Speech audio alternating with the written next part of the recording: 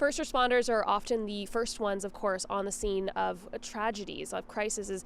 And one thing that is sometimes a stigma around responding to these tragedies is mental health and how you deal with the trauma.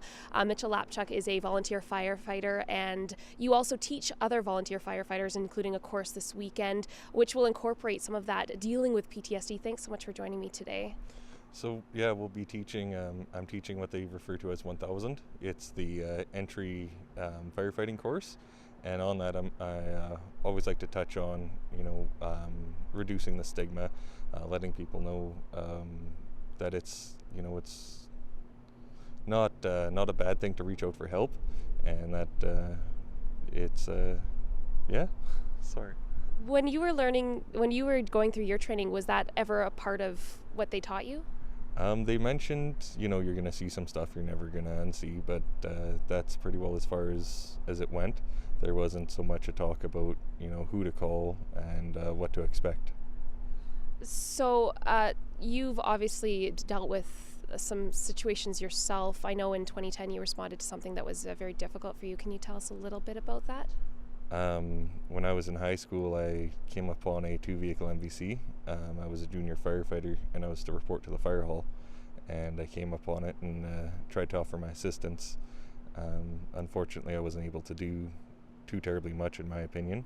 And the firefighter showed up, and I just kind of helped where I could. So after that, how were you able to cope with what you saw? My coping was very much alcohol and fast food. Just, you got to eat something, so it doesn't matter if it's a Big Mac or what, and drinking too much too often. Was there something that kind of got you out of that cycle? That would honestly be my wife right now. I met her probably 3 or 4 years after the incident, and she kind of pointed out, hey, this isn't how it's supposed to be. You can reach out for help. You can talk to people. So tell me a little bit about, as a volunteer firefighter, you're often having to go back to a day job after dealing with these scenes. So what's that like? For sometimes it can be difficult. You can be on a scene from 2 a.m. until 8 a.m. depending on what all happens, and then you pack up and you go to work, and you just got to keep doing what you're doing. Does it weigh on your mind throughout the day, that kind of thing? I don't have too much personal experience with that, as I've mostly worked away, but from when I was going to PCP school, it was hard to make it through the day, and everything kind of referred back to it.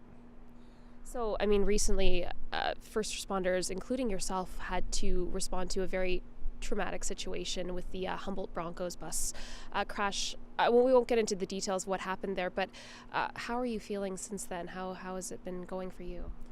It's been a bit of a setback in my healing from that prior incident, but we're right now just trying to figure out how I'm feeling, all that sort of stuff. There's normal reactions to these abnormal situations, so I'm about halfway through the normal reactions, and then seeing what happens from there. So normal reactions, what would that be? It'd be the nightmares, the flashbacks, avoiding certain things, and it kind of starts off small, gets to a plateau, and then at about 20 to 30 days post-incident, it'll start declining, and that's just normal healing process. So this weekend, when you are instructing other volunteer firefighters, what do you hope they take away from your messages on dealing with traumatic situations? I'd like to mostly hammer home that it's all right to talk about it. The old stigma of going back to the hall and just drinking a beer and that's it. It doesn't work anymore. There are teams available to us. Part of them is through the Saskatchewan Fire Service Critical Incident Stress Management Team, and they've done phenomenal work. Do you think it's possible to change that stigma around getting help for, traumatic situations? I've definitely noticed in the last 4 or 5 years it's definitely changed.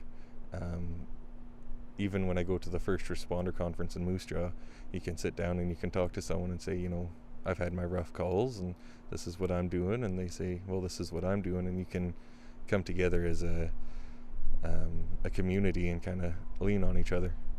Important conversations to be had. So thank you so much for sharing a little bit of your story, and best of luck with the course this weekend. Thank you.